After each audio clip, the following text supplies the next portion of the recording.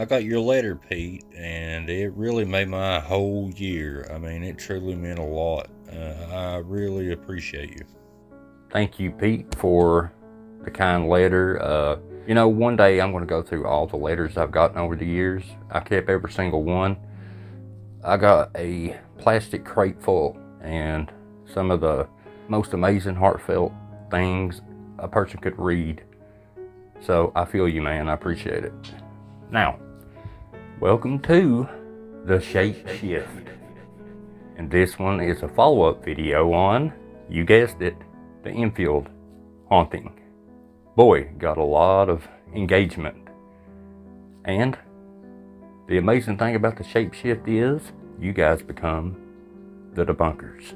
Some of you guys said that Maurice Grosse was basically an unwilling participant and he was being tricked, and he's really a fairly honest guy. Then some of you guys said that you think that he was in on it because things flying in the air, all the things he recreated that supposedly happened. How could, a bunch of kids trick a dude who's in there looking for paranormal? He had to be in on it. Honestly, my opinion, I kind of feel like he had to be in on it somewhere or another, or to the very least, notice something was up. We'll get to the ventriloquism part a little bit later, but I'll make my point then. Let's get into this video.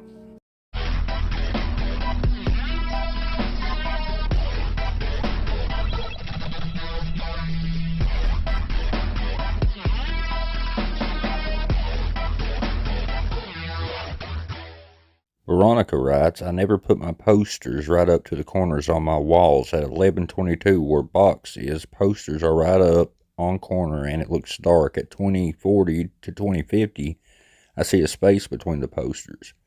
I don't know, just looks different. Great video Shape. These are fun. Looking forward to the next one.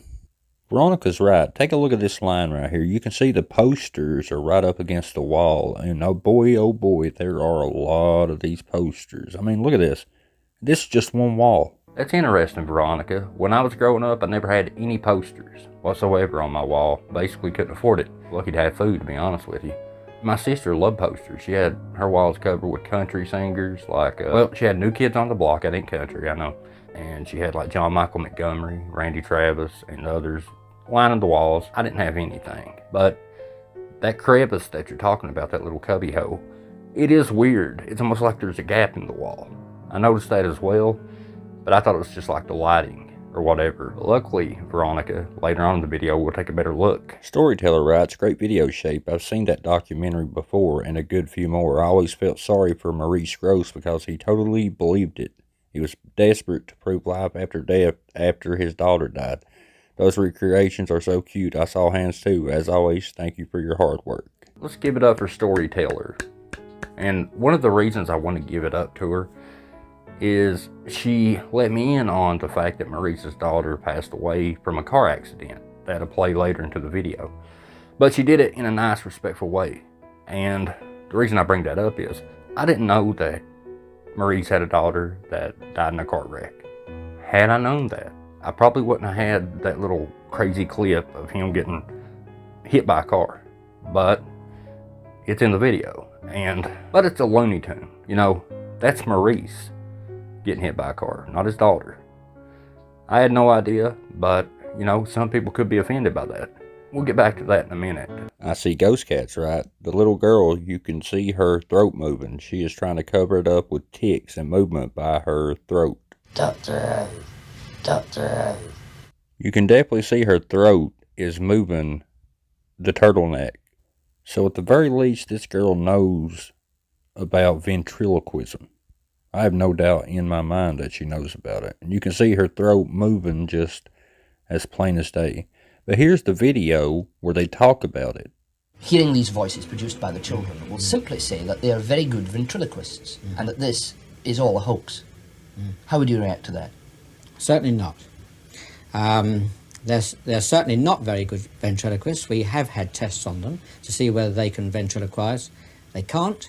Now this is, for me, why my points dropped on Maurice Grosse. He said that he tested the girls and there's no way that they can do the ventriloquism. Yet clearly, in the clip, you can see the mouth barely moving and the throat jumping almost like a bullfrog. So he loses some points for me just for that alone. Now, I didn't have that clip in the last video. I mentioned it, but I didn't have the clip. But there's the clip. Next comment. Jethro writes, the shoe being thrown, I'm sure you can see a shadow of someone's arm. Great video, Shapey Poo. Alright, Jethro, let's take a look-see here. Now, I know what he's talking about. If you look to the left right here, you can see the shadow of the shoe, but you also see another shadow. Now, I'm going to slow it down, turn the contrast up. Comment below what you see. I don't see an arm myself. Bookie writes, high shape at approximately 8:04 to 8:05 when the shoe is thrown. Is that an arm shadow on the door left side? I've watched it many times and I can't be sure. You can see the shoe shadow, but I think I see an arm. I don't know, probably wrong. But this stuff is over the top, fake. It's entertaining. Okay, Bookie, I see you. Alright. Now, I can't be for certain that that's the shadow of an arm. I was thinking it could be the shoe.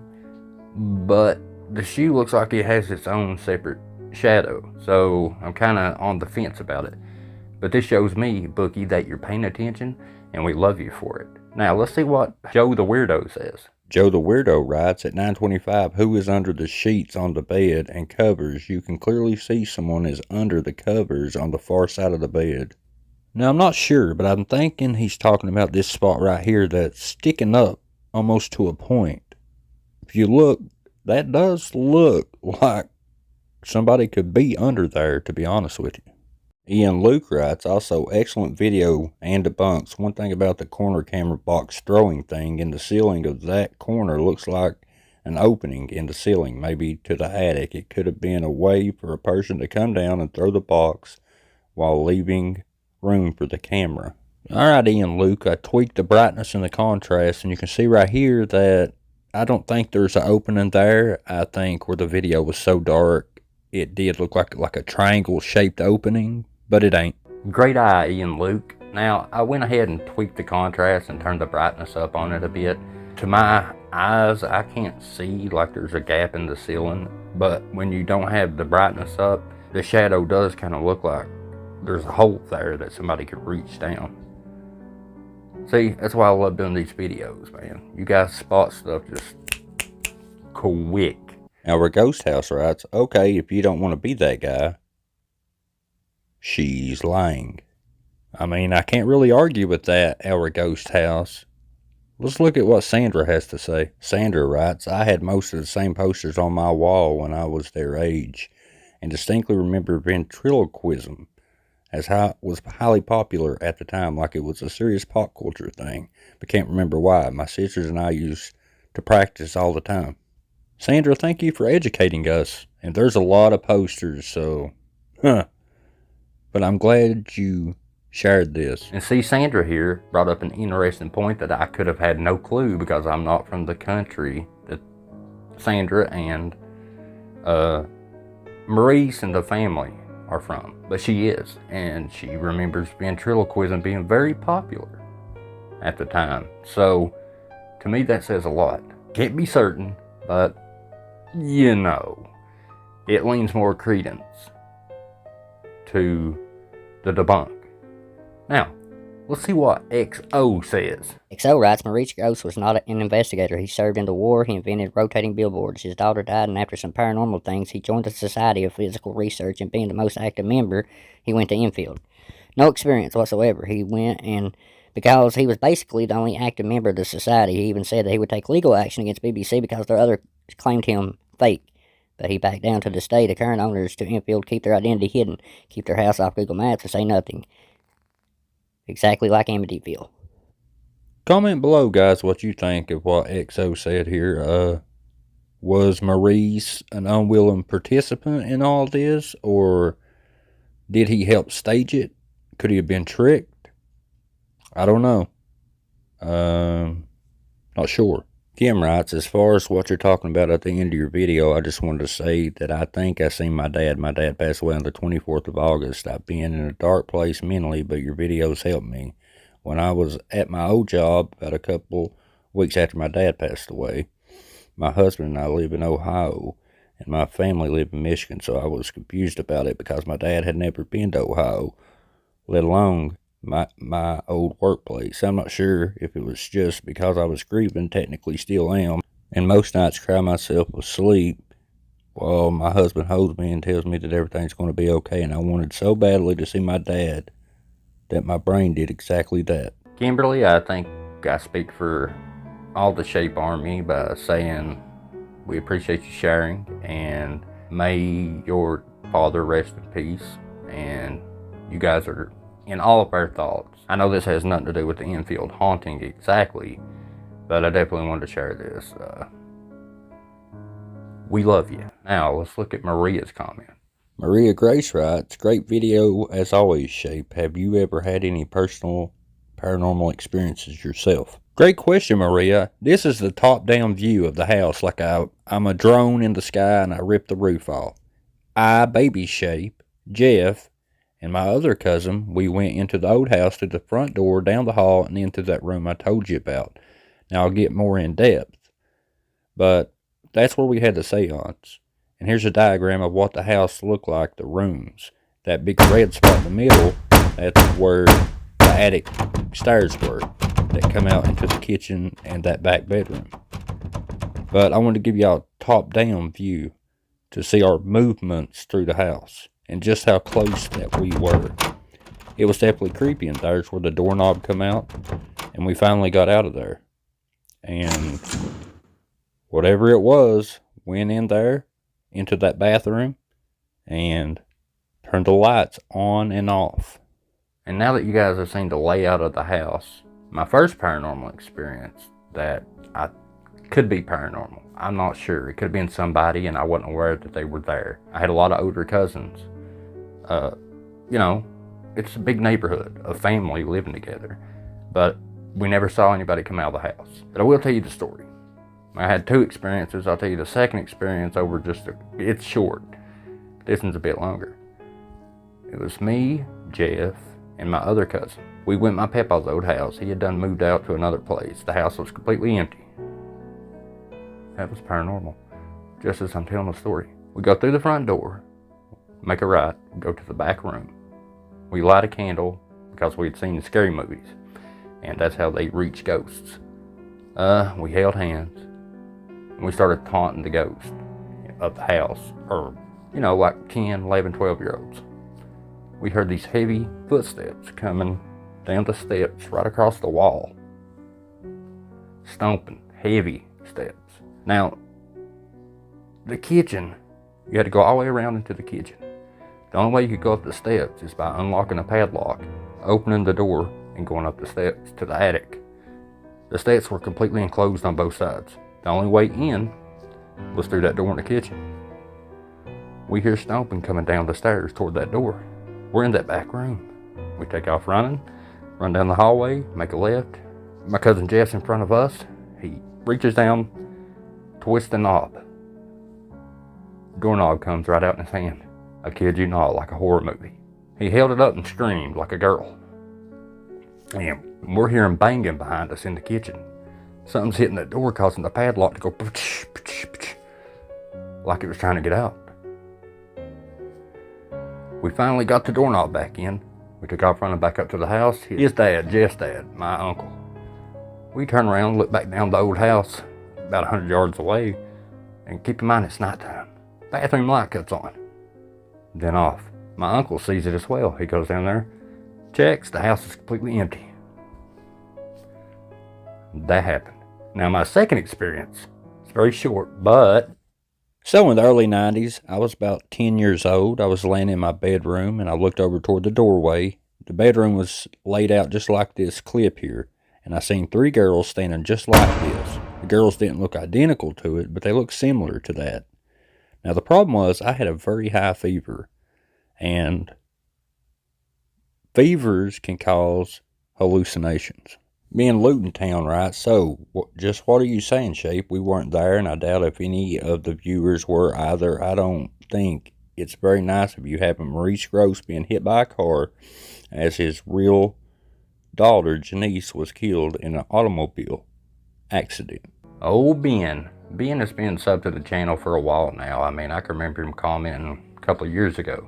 But first off, like I said, I had no idea that Maurice's daughter was tragically killed in an automobile accident. Had I known, no, I wouldn't have had him hit by a car. I may would have, I don't know, had him trip over something or something like that. But they're animations. They're not meant to be taken seriously. It's no different than a Looney Tune. But the way you come off in your comment was a bit disrespectful. You know, had you hey shape, you may not have known, but his daughter passed away. You probably didn't know that. Had you been a bit more nicer, I would have been a lot more open and empathetic. But I didn't like the way you said that, to be honest. And I'll let you know in the comments. You're probably not subbed now, you're probably not watching this video. I don't know. I just didn't like the way you commented that, to be completely honest with you. Hey Ben, did this one upset you? No? Then why did this one? Kiwi writes, loved it, sir. Have a question. What are the techniques used during the old days with videos to fake paranormal type activity? How easy were they to identify? You showed some, but what are popular techniques used? Man, I'm feeling gold now. I appreciate you asking that, Kiwi.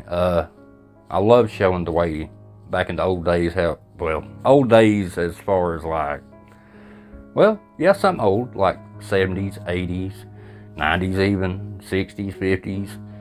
Some of the special effects that they did back in those days, the visual effects, man. And I can make multiple videos just on effects alone. But I'm gonna do one just for you. And this one, they use sense cameras, reversing the footage, reverse photography. You've probably seen it in multiple movies and maybe didn't even know about it. But you just take a clip, record it, and you can reverse it, play it backwards. And they use that for multiple reasons. John Carpenter, when he shot that movie The Fog, he had a hard time controlling the fog. And he had the lady lay down in the middle of the lighthouse. And they filled the room with fog, and they recorded it slowly going out. The reason they did that is because it was too hard to get the fog to come in, you know. So they recorded it going out, and they simply reversed it. They told her not to blink, because if you blink while and something is reversed, it looks weird. But I did a little experiment just for you, Kiwi. Check this out. Alright, Kiwi, this is why they would use reverse photography. Watch this. I throw them down on the bed.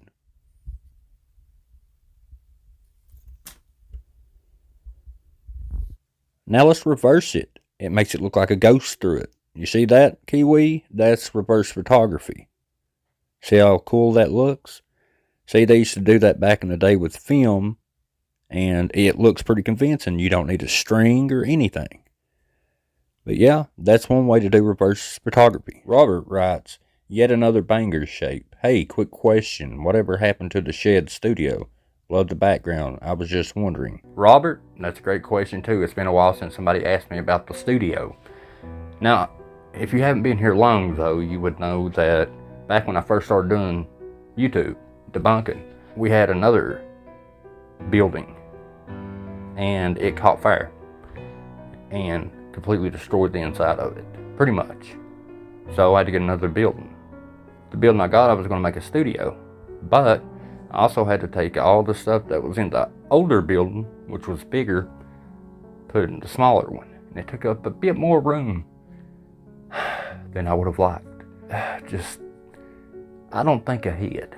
And now, I'm paying $300 a month for a studio that, at least at this moment, I can't use.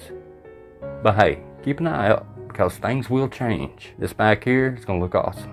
Now let's see what She says. Sheila writes, you can also see the girl's turtleneck move when the voice is coming through. Doctor Doctor Doctor And our very own She spitting facts. This girl is definitely doing ventriloquism. You remember the thing that Marie said that they weren't doing at all? Well, I mean, you can clearly see her throat moving her turtleneck. And Mandy Lynn writes, I can't believe I missed the first one when my son got married. I watched this documentary a while ago. This is ridiculous. It was all a hoax. If I remember right, the dad was the one that orchestrated all of this and forced his family to go along with it for money. I don't know. I was beat with my own shoe. Love you, Shape. Shout out to Mandy Lynn, guys. Come on, let's see it in the comments. I want to see comments congratulating her and her son on the marriage. Shout out to you guys. I hope it a long and happy life he has together with his bride. And we love you, Mandy Lynn. Next comment. Kate Albers writes, debunking old footage like this is great. Question, these tapes are recreations. Do you know if any real tapes exist? I'm not very familiar with this case. Honestly, Kate, I don't know if any real footage exists. I've been researching for years now on YouTube, but I'll keep an eye out, and maybe I'll do a video of stuff that I can't debunk myself. Draw with Angela asks, will you take a look at Ghosts of Trent? Great guys they are. Maybe they may have caught a ghost on camera, the lady in the bay window. Please. Angela, I'll take a look at them. I'll see what I can see. I've had a lot of requests, especially the last few months, of people you guys want me to check out. And trust me, guys, I screenshot all of these.